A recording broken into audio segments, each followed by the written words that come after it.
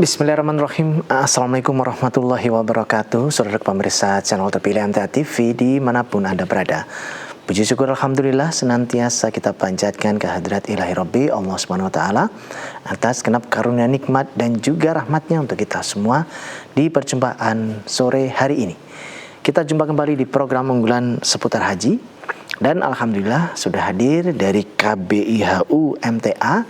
Dari Manasik Bidang Ibadah ada Ustadz Muhammad Ghazali SPDI yang nanti akan melanjutkan pelajaran sekaligus menambahkan informasi terkait dengan proses mulai dari persiapan, pelaksanaan hingga pelaksanaan yang ada di Tanah Suci, baik itu ibadah haji maupun umroh. Nanti Anda bisa bergabung bersama kami di line telepon 02716793.000, SMS dan WA kami di 08112553.000. Namun sebelumnya kita akan kita informasikan terkait dengan beberapa peristiwa yang terkait dengan bencana di negeri Indonesia.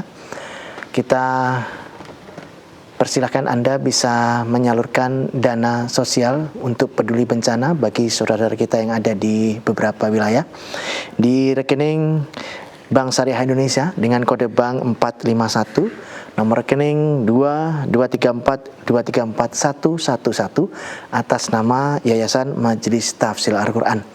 Dan untuk selanjutnya bisa mengkonfirmasikan setelah melakukan transfer kepada beliau Ustadz Sunarjo di 081 2298 2256.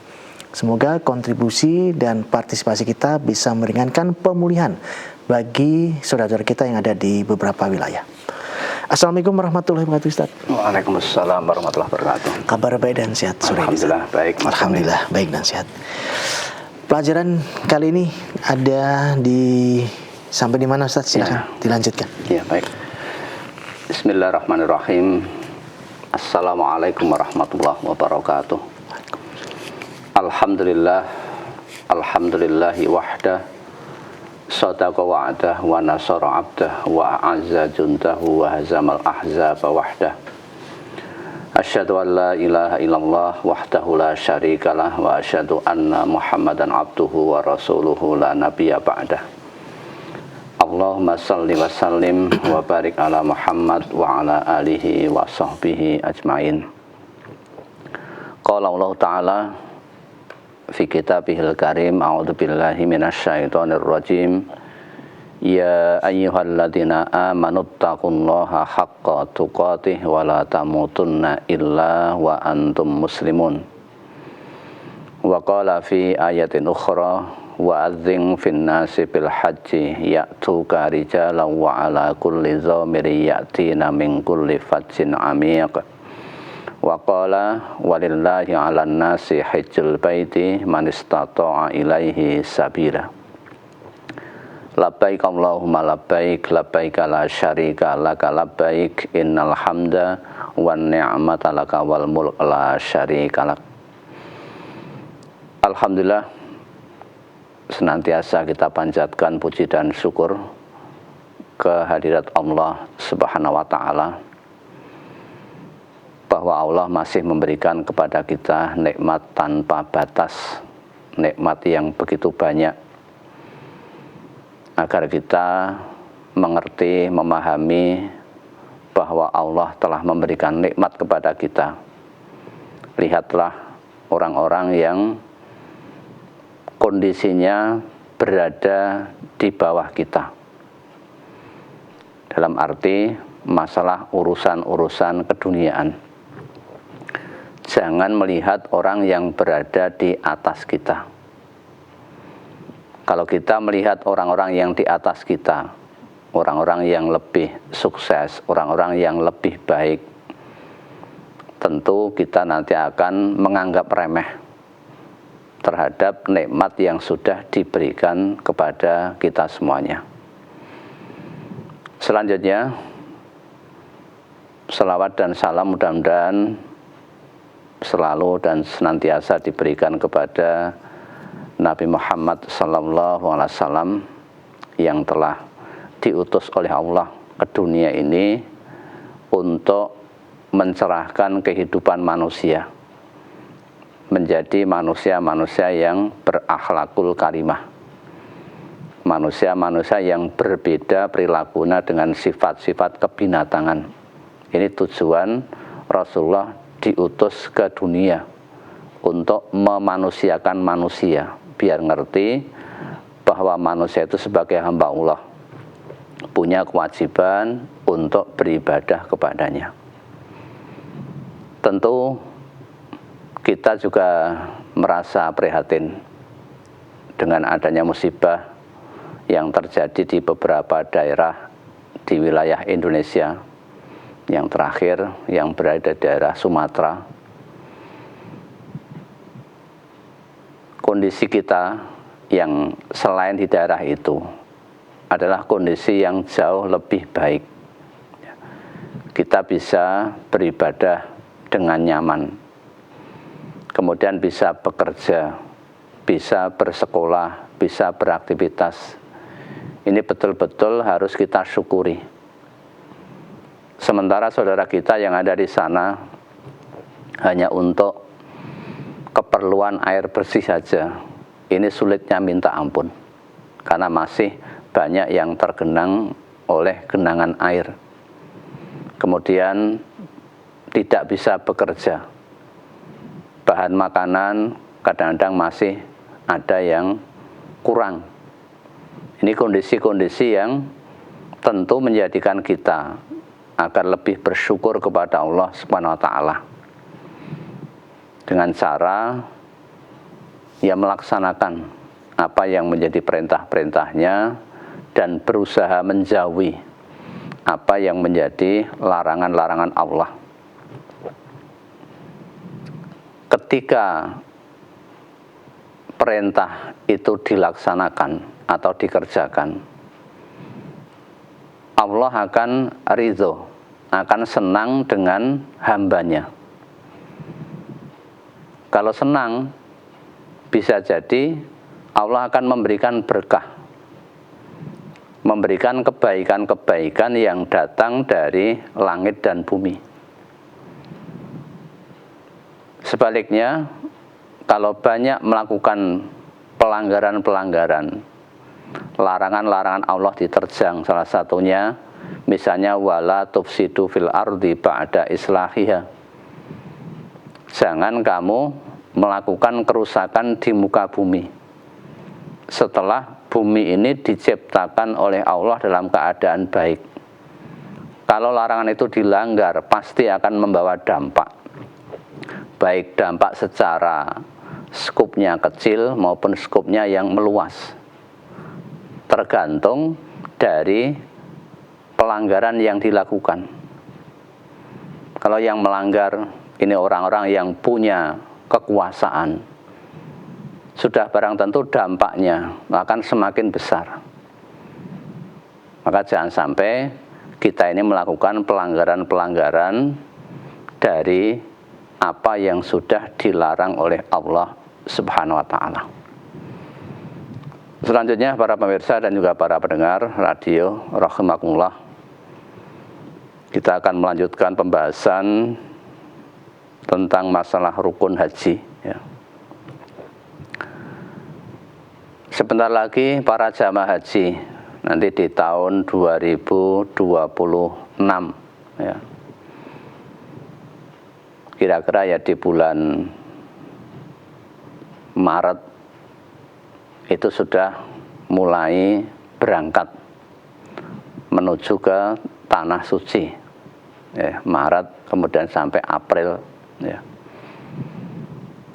Persiapan-persiapan yang dilakukan karena semakin dekatnya dengan jadwal keberangkatan harus sudah mulai yang kaitannya dengan masalah ibadah ini harus mulai dipahami, betul-betul paham bagaimana tata cara melaksanakan ibadah haji ini yang Allah wajibkan setahun, seumur hidup itu hanya sekali. Jangan sampai yang sekali ini kita gagal, atau mungkin saat melaksanakan ini bingung, atau bisa jadi kita ikut-ikutan dengan kelompok yang lain. Ya. Sebab dalam urusan ibadah ini kita tidak boleh taklid buta, hanya mengikut apa yang dilakukan orang lain tanpa mengetahui dasarnya, tanpa mengetahui ilmunya atau dalilnya. Di beberapa KPIH saya yakin sudah dilakukan manasik-manasik, manasik haji, manasik umroh, yang isinya mungkin masalah keilmuan, ya, kemudian kesehatan, perbekalan, dan bagaimana nanti kita bermuamalah di sana, berhubungan antara manusia dengan manusia, yang diberikan pelajaran kalau di MTA diberikan akhlakul hajj, bagaimana kita berakhlak pada waktu mengerjakan ibadah haji ini. Sekarang kita masuk ke rukun haji, ya. Rukun haji ini ada 5, ya. Jadi rukun itu sesuatu yang harus dilaksanakan oleh seluruh jamaah haji tanpa kecuali. Kalau ini tidak dilaksanakan, menyebabkan hajinya tidak sah. Ini yang dimaksud dengan rukun. Lah, rukun haji itu ada 5. Yang pertama adalah ihram, yang kedua wukuf di Arafah, yang ketiga tawaf ifadah, yang keempat sa'i, dan yang kelima adalah tahallul atau mencukur rambut. Ini yang termasuk dari rukun haji. Di samping rukun haji juga akan ada yang namanya wajib haji, ya. Nah, wajib haji itu ada berapa? Juga ada 5. Yang pertama, memulai ihram dari mikot. Ketika kita nanti akan melaksanakan ibadah haji, sebagaimana orang saat berlomba lari itu ada garis start, dari mana lomba itu dimulai, ya. Jadi ibadah haji juga sama, dari mana orang itu berangkat untuk memulai ihram dari mikot tadi. Mikot berarti kan batas waktu atau batas tempat yang ditentukan untuk melakukan ibadah haji dan umroh. Tidak boleh kita semaunya sendiri melafadzkan haji, yang penting dari mana kita tuh melafadzkan, tidak boleh, sudah ditentukan oleh syariat. Masing-masing negara ini bisa jadi berbeda-beda, ya, dari mana dia memulai untuk melaksanakan ibadah haji atau umroh. Ini wajib haji yang pertama, jadi memulai ihram dari mikot. Yang kedua, melempar jumroh atau jamarot. Kalau jumroh itu hanya 1, kalau jamarot ini kan jamak. Karena yang dilempar nanti ada yang sekali, ada yang maksudnya 1 jumroh, ada yang sehari itu melempar 3 jumroh, ya. Maka ada istilah antara jumroh dan jamarot itu sama saja sebetulnya. Yang ketiga lah mabit atau bermalam, menginap di Muzdalifah. Kemudian yang keempat mabit atau bermalam di Mina. Yang terakhir yang kelima adalah tawaf wada atau tawaf perpisahan. Ya, ini beberapa rukun haji dan juga wajib haji. Kemudian sekarang akan kita bahas satu persatu, walaupun nanti bisa jadi belum selesai, ya. Kita mulai dari yang pertama, ya, tentang rukun atau pelaksanaan ibadah haji tadi, ya. Ada ihram, wukuf, tawaf, sa'i, dan tahallul. Ya. Ketika tadi kita melaksanakan ibadah haji, ya, kalau hajinya itu dengan cara tamattu dan kita berada di gelombang berapa, ini perlu diingat. Ya. Kalau gelombang 1, jamaah haji ini berangkat dari tanah air, misalnya dari Indonesia, ini menuju ke Madinah dulu. Nah nanti untuk ihramnya tadi, termasuk mengambil mikot, ini kan berada di Bir Ali. Ya. Itu kalau gelombang pertama. Kemudian ketika gelombang yang kedua, maka mikotnya berbeda. Sebab tempat yang akan dituju ini juga berbeda. Ya. Kalau yang pertama tadi singgah dulu di Madinah, nah yang kedua ini langsung menuju ke Mekah. Ya.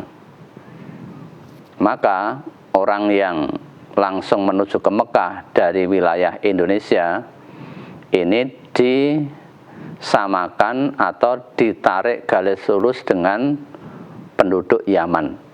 Ya. Berarti nanti mikotnya berada di Yalamlam. Pada saat kita naik pesawat, disitulah nanti kita mengambil mikot.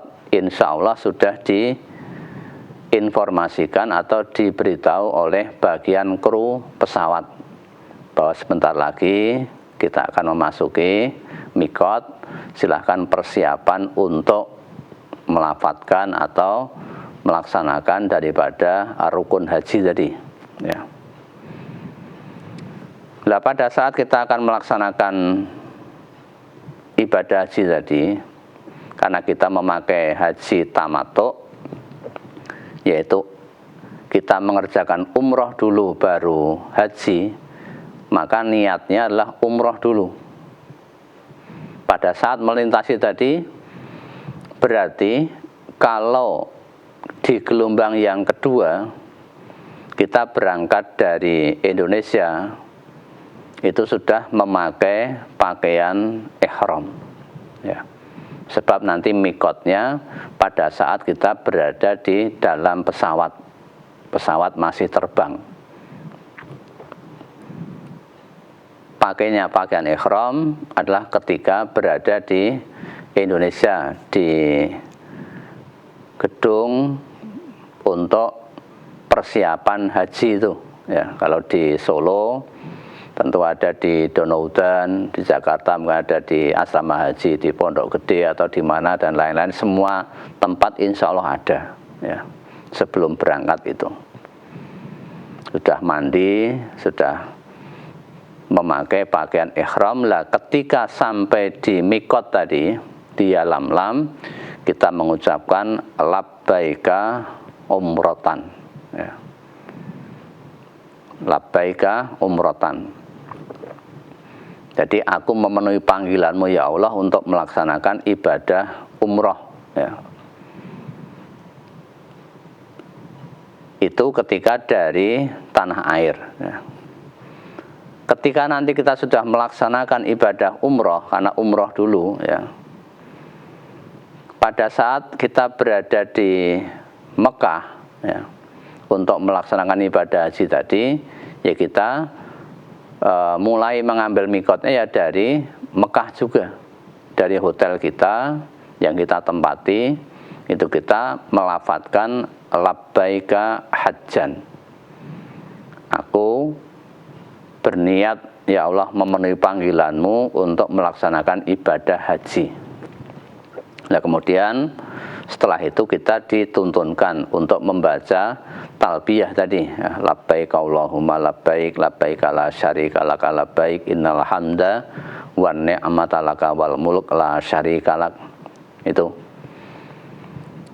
Kemudian ketika berangkat dan saat kita membaca labbaika hajjan tadi, posisi kita pada saat itu adalah berada pada tanggal 8 Dzulhijjah, ya.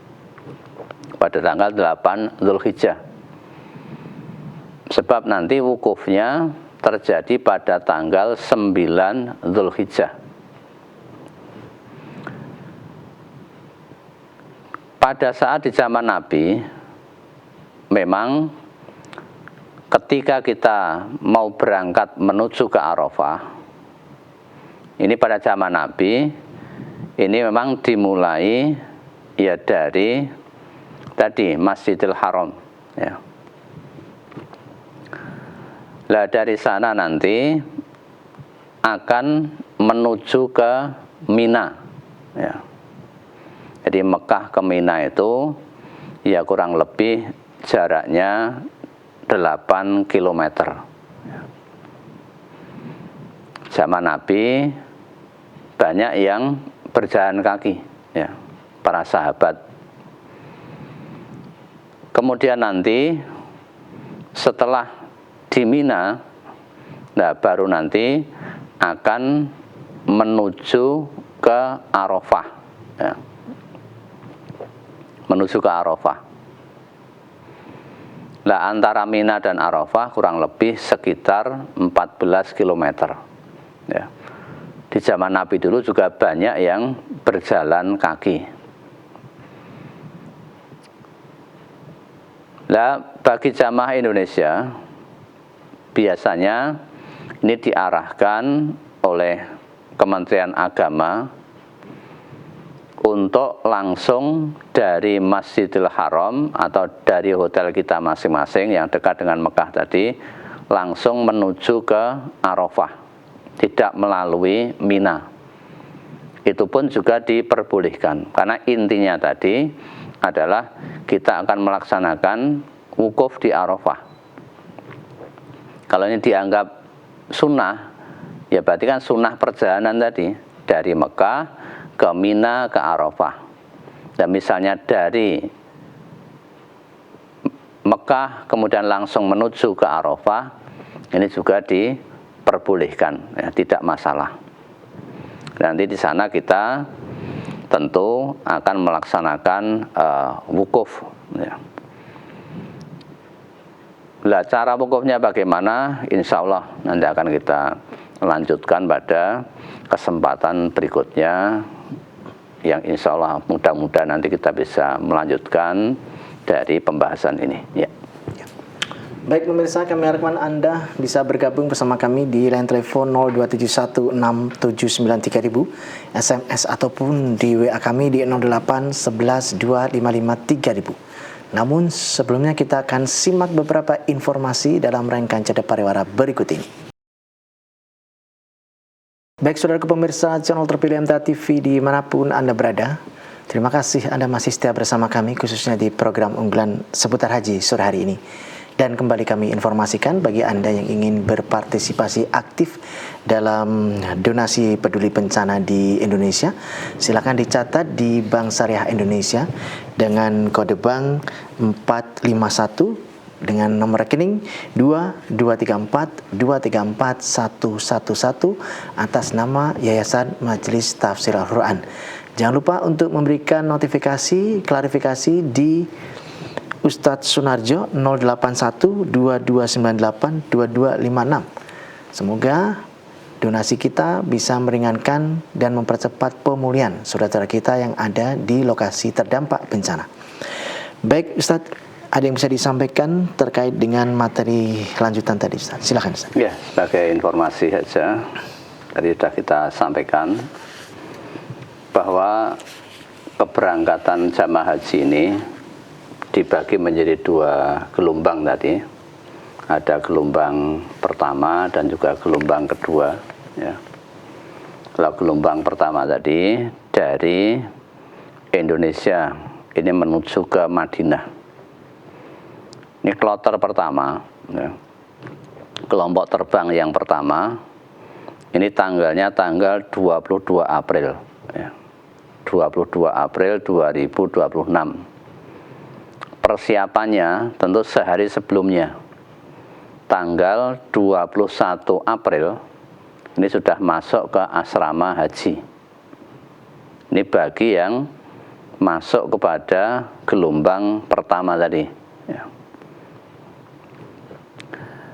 Kemudian kloter yang pertama, sebab nanti terbagi menjadi beberapa kloter karena banyaknya jamaah haji yang datang dari Indonesia. Ya. Dari Indonesia kan jumlah jamaahnya kan banyak sekali. Ya.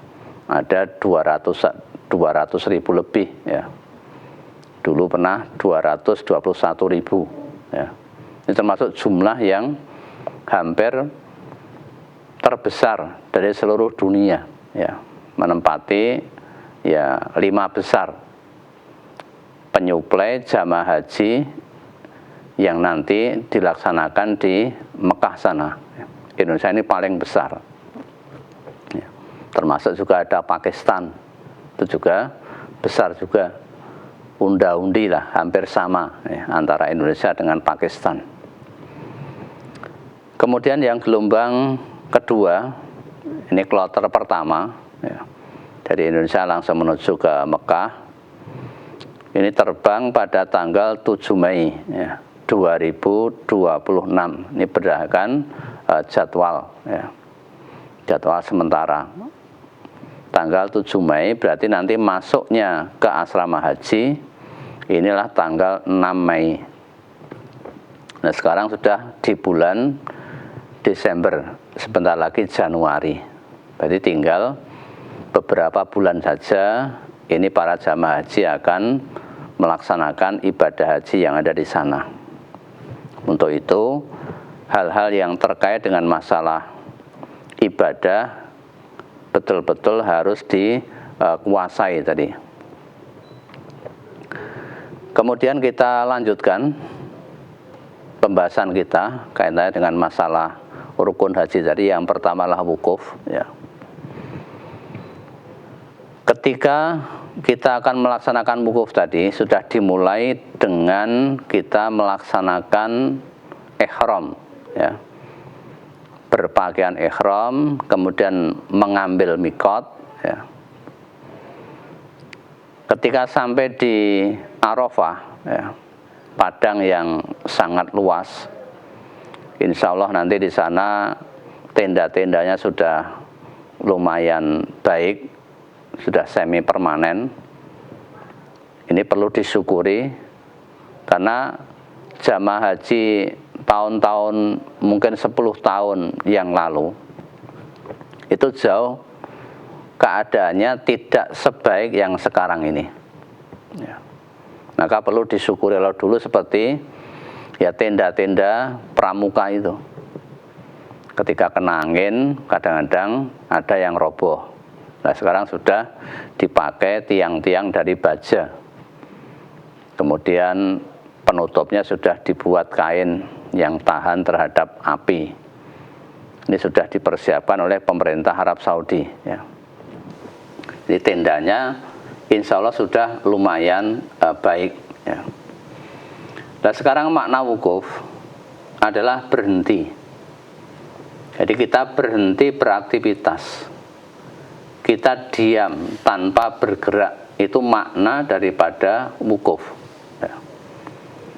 Seperti kita membaca Quran, saat ketemu dengan tanda wakaf, kita kan juga dituntunkan untuk berhenti.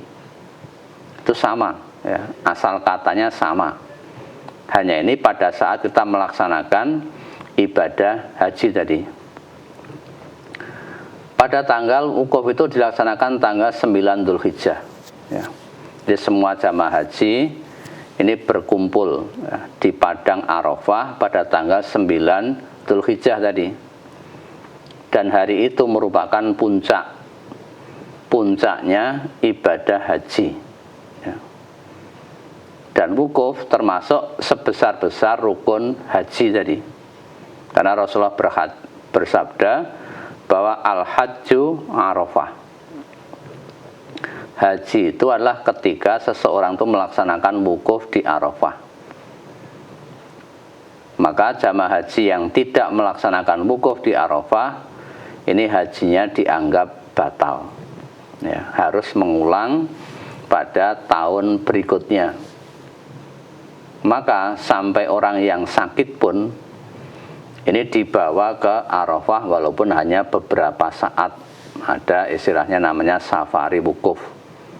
Ya. Supaya apa? Supaya tidak batal hajinya.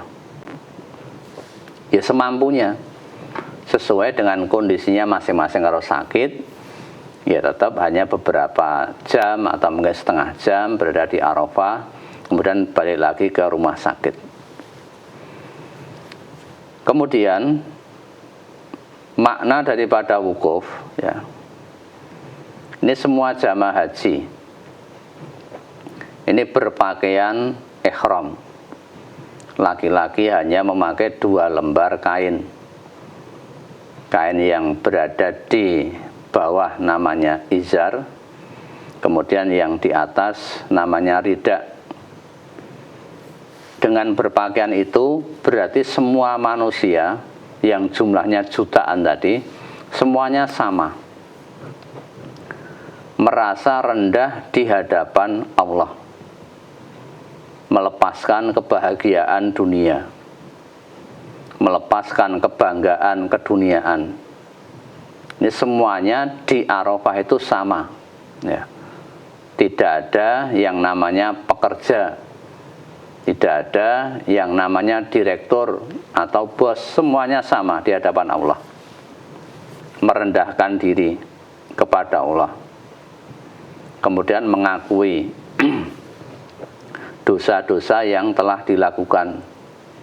Kita berusaha untuk mohon ampun kepada Allah, ya. Maka setiap jamaah diharapkan pada saat wukuf ini menyadari betul betapa dekatnya Allah kepada hamba-hambanya. Maka kita berusaha pada saat wukuf itu dimanfaatkan dengan sebaik-baiknya. Untuk apa? Ya bermunajat, untuk mendekatkan diri kepada Allah dengan cara berzikir juga bisa sebanyak-banyaknya, atau membaca doa ya boleh, membaca Al-Quran ya boleh, dimulai dari zuhur, ya, sampai batasnya nanti adalah pada waktu maghrib. Maka waktu itu antara waktu zuhur sampai dengan maghrib diharapkan betul-betul dimanfaatkan dengan sebaik-baiknya. Jangan digunakan untuk tidur atau untuk jalan-jalan, karena tujuan kita ke sana adalah pada waktu kita melaksanakan ibadah, ya, bukan sedang untuk bermedia sosial, apalagi pada saat wukuf ini dihindari. Maka kami sarankan lebih baik pada saat wukuf itu HP-nya di off-kan, dimatikan, jangan di silent, hanya antara maghrib, zuhur sampai dengan maghrib. Nah setelah itu nanti mau dibuka ya silahkan, ya. Tetapi pada saat wukuf betul-betul ini jangan sampai kita terganggu oleh HP, oleh Android, oleh gadget, sehingga ibadah haji kita menjadi, ya, nilainya, kualitasnya menjadi berkurang. Ya, ini tentang masalah wukuf. Kemudian bacaan ketika wukuf diperbanyak la ilaha illallah wahdahu la syarikalah lahul mulku wa lahul hamdu wa huwa ala kulli syai'in qadir. Itu bacaan yang dituntunkan. Walaupun bacaan yang lain juga diperbolehkan, tapi ini diutamakan dulu, ya. La ilaha illallah wahdahu la syarikalah lahul mulku wa lahul hamdu wa huwa ala kulli syai'in qadir. Itu nanti akan berakhir sampai nanti pada waktu maghrib. Lah ketika maghrib nanti kita akan melaksanakan wajib haji, yakni mabit di Muzdalifah. Barangkali Pak sudah ada pertanyaan. Baik. Ada Ustaz dari saudara kita yang ada di Karanganyar menanyakan, ketika wukuf kemudian bersamaan dengan datang bulan, bagaimana Ustaz? Mohon pencerahannya. Berarti putri ini. Okay. pelaksanaan ibadah haji itu yang disyariatkan dalam keadaan bersih itu adalah ketika kita melaksanakan tawaf. Ya. Tawaf itu harus dalam keadaan suci. Wukuf kita boleh tidak dalam keadaan suci. Ya.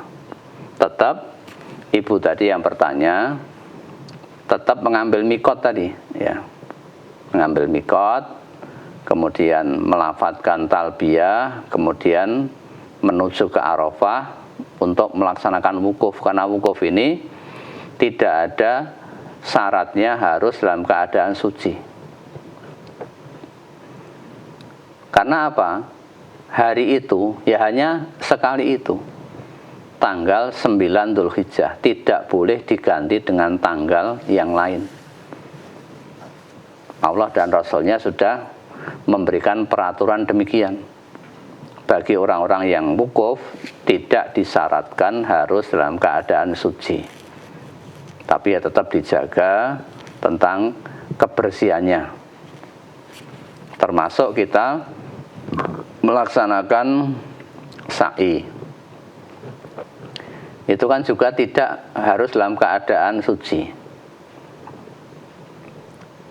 Kemudian pada saat kita mabit di Musdalifah, mabit di Mina, melempar jumroh, itu juga sama. Tidak harus dalam keadaan suci. Ini diperbolehkan, kecuali tadi tawaf. Kalau tawaf itu betul-betul harus dalam keadaan suci. Ya, ketika tawaf, baik tawaf sunnah maupun tawaf sunnah, namanya tawaf yang dilaksanakan juga berkaitan dengan haji. Tadi ada tawaf, kemudian haji sendiri juga ada tawafnya, namanya tawaf ifadah. Ya. Ya. Baik Ustadz, sudah di penghujung perjumpaan kali ini, ada yang bisa disampaikan sebagai arahan dan pesan terkait dengan yang ingin melaksanakan umroh terdekat di bulan apa Ustadz? Ini kemarin tanggal hari ini ya, hari ini ada yang berangkat. Ada yang berangkat ya, sama haji dari KPHMTA, jumlah sekitar 60-an orang ya. Kemudian nanti di tanggal berikutnya, kalau tidak salah hari Sabtu atau Senin itu tanggal 13 itu juga diberangkatkan lagi. Ya, nanti Januari juga ada insya Allah untuk pemberangkatan jamaah umroh. Tapi nanti setelah mendekati haji tadi, dari KPHMTA tidak memberangkatkan karena memang tidak boleh. Ya, pada saat haji tidak boleh ada yang umroh. Ya. Kemudian baru nanti selepas haji nanti sampai kepada Idul Adha kita baru memberangkatkan jamaah umroh lagi. Ya. Ya. Baik Ustadz, kami sampaikan terima kasih atas pelajaran di kesempatan sore hari ini. Kita nantikan pelajaran berikutnya. Insya Allah. Ya. Assalamualaikum warahmatullahi wabarakatuh. Waalaikumsalam warahmatullahi wabarakatuh. Baik pemirsa, kembali kami sampaikan untuk Anda yang ingin berpartisipasi aktif menyampaikan donasi untuk saudara kita yang terkena dampak bencana yang akhir-akhir ini terjadi. Silakan di Bank Syariah Indonesia dengan kode bank 451 nomor rekening 234234111 atas nama Yayasan Majelis Tafsir Al-Quran. Dan tidak lupa untuk konfirmasi kepada Ustadz Sunarjo di 08122982256. Semoga donasi Anda, kita semua, meringankan beban saudara kita yang terkena dampak bencana. Saya Taimur Fatoni pamit undur. Alhamdulillahirrahmanirrahim. Subhanakallahumma wa bihamdika asyhadu an la ilaha illa anta astaghfiruka wa atubu ilaik. Assalamualaikum warahmatullahi wabarakatuh.